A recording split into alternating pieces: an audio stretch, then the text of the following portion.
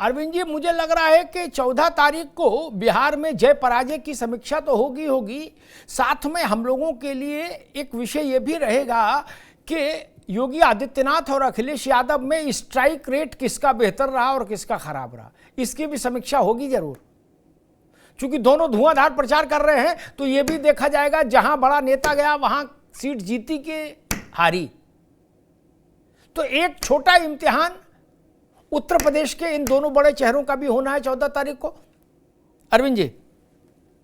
जी अमिताभ जी, आपने बिल्कुल सही कहा कि बिहार रिजल्ट के बाद उत्तर प्रदेश के योगी आदित्यनाथ जी और अखिलेश जी के पर्सनालिटी की भी तुलना होगी। और मैं ये जो पहला ओपनिंग मेरा जवाब है, मैं अखिलेश यादव जी वर्सेस योगी आदित्यनाथ पे मैं छोटा बयान देता हूं। एक बहुत प्रसिद्ध शायर रहे हैं शमीम कासमी, उनकी बहुत प्रसिद्ध एक कविता है गमले में उगे हुए लोग। लोग के जगह पर मैं नेता रख के 4 लाइन सुनाता हूं कि कोहनी पर टिके हुए नेता, टुकड़ों पर बिके हुए नेता, करते हैं बरगद की बातें, गमले में उगे हुए नेता। अरे श्रीमती जी, कुछ तो सस्ता लो, बचत करो।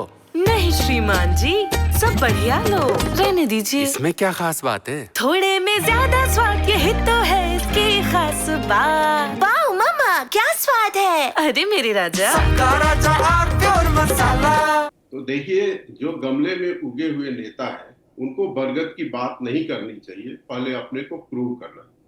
जहां तक योगी आदित्यनाथ की बात है, वो फर्श से अर्श पर उठे हुए व्यक्ति है, बिल्कुल धरातल से अपने संघर्ष, अपनी तपस्या और अपने पराक्रम के बल पर ऊपर पहुंचे हुए व्यक्ति है और उन्होंने अपने को प्रूव भी किया। 17 में पार्टी ने उनको मुख्यमंत्री बनाया। भाई थोड़ा साउंड बढ़ाइए, फ्लोर पर साउंड बढ़ाइए। जी अरविंद जी।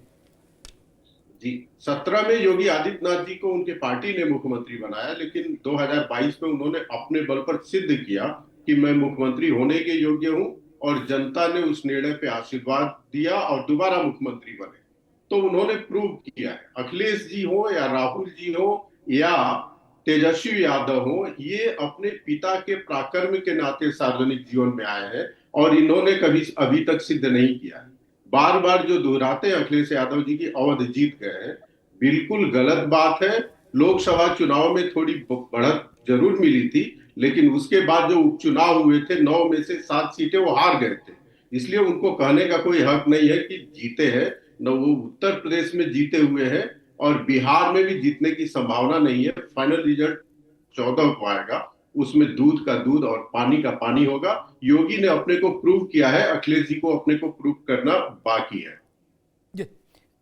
राज शर्मा जी, अरविंद सिंह कह रहे हैं कि राहुल गांधी को, अखिलेश यादव को, तेजस्वी यादव को, तीनों को अपने कंधों पर विजय उठा के लाने की क्षमता अभी प्रमाणित करनी होगी।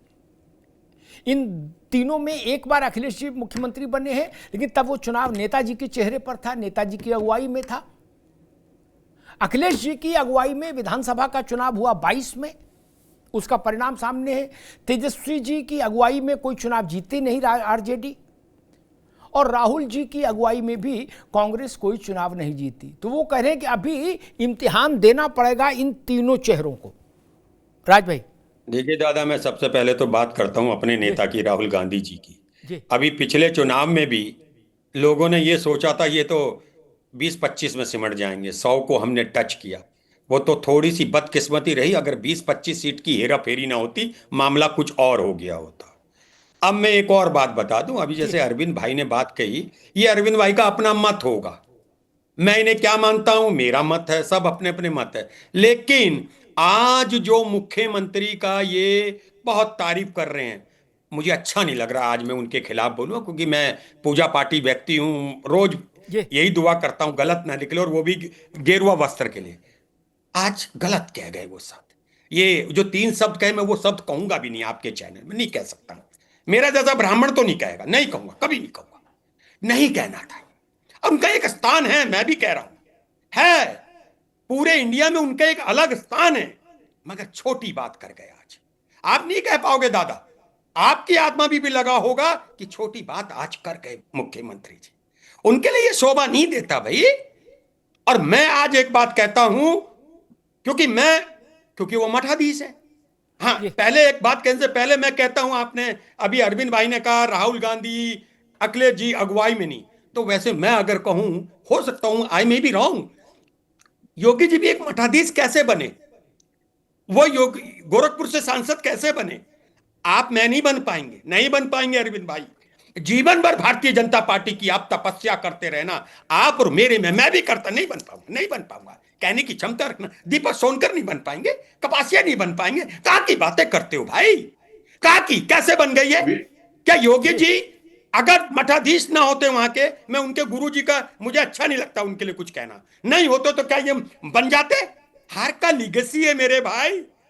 मैं बार बार कह रहा हूं, ये गला कटा लेना हल्दी वाला दूध पी पी के, तब भी हम एमपी विधायक नहीं बन पाएंगे, क्योंकि ये अर्थ की दुनिया है और अर्थ की दुनिया लीगेसी से आती है। आप है ना पैसा, तो ये बातें मत कहो जी।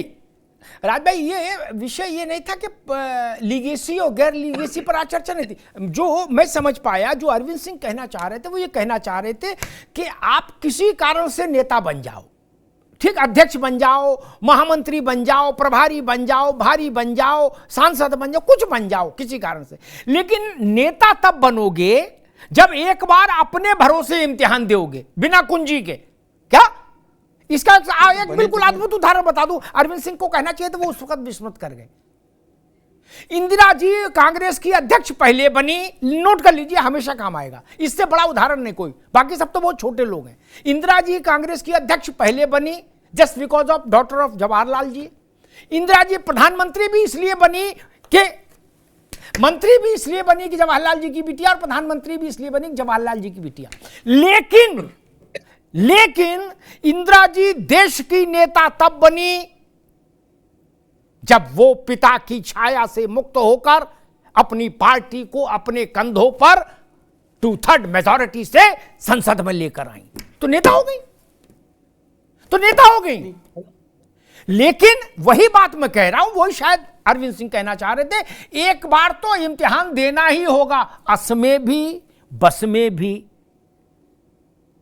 मन करे तो भी देना पड़ेगा और बेमन के भी देना पड़ेगा। भैया देखो, ये बड़ी निष्ठुर गली है सियासत की।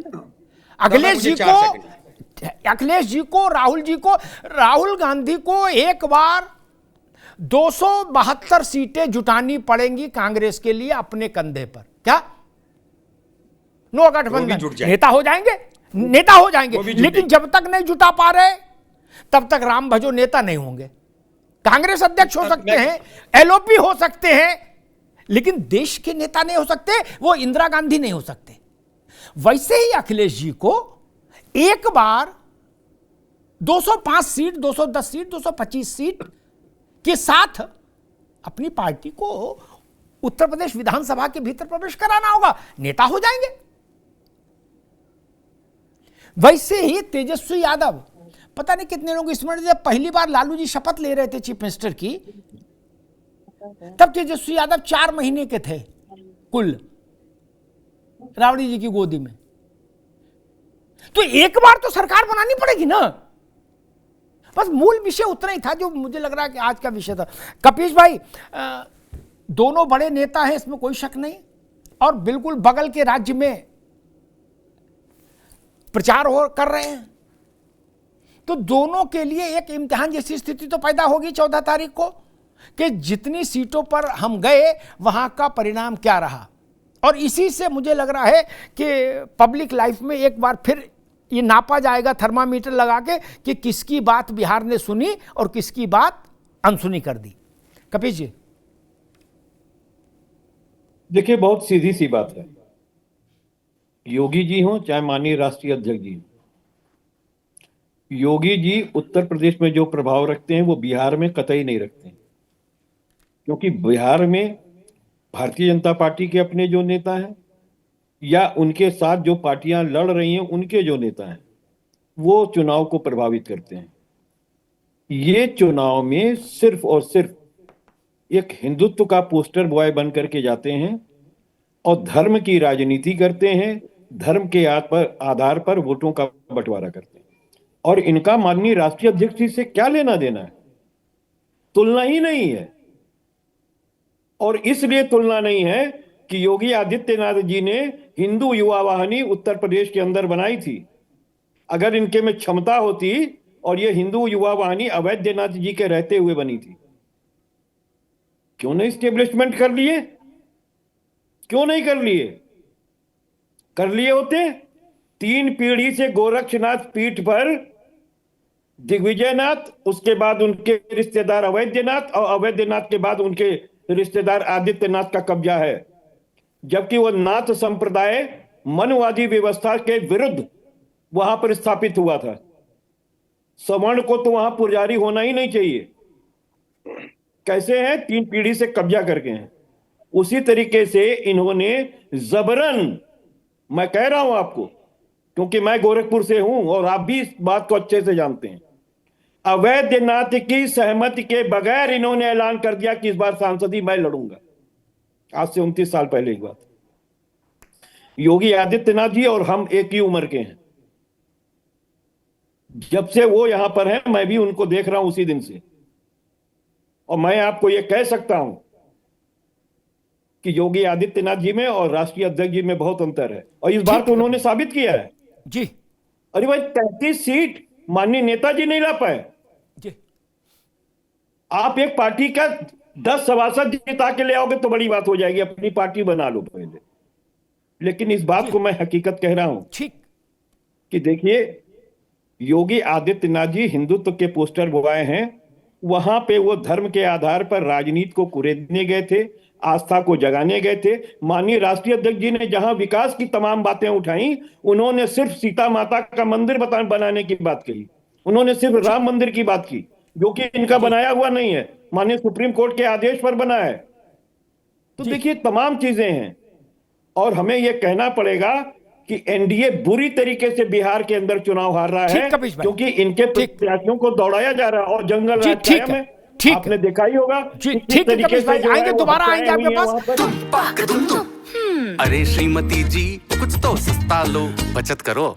नहीं श्रीमान जी, सब बढ़िया लो, रहने दीजिए। इसमें क्या खास बात है? थोड़े में ज्यादा स्वाद, यही तो है इसकी खास बात। वाह मामा, क्या स्वाद है। अरे मेरे राजा, राजा और प्योर मसाला।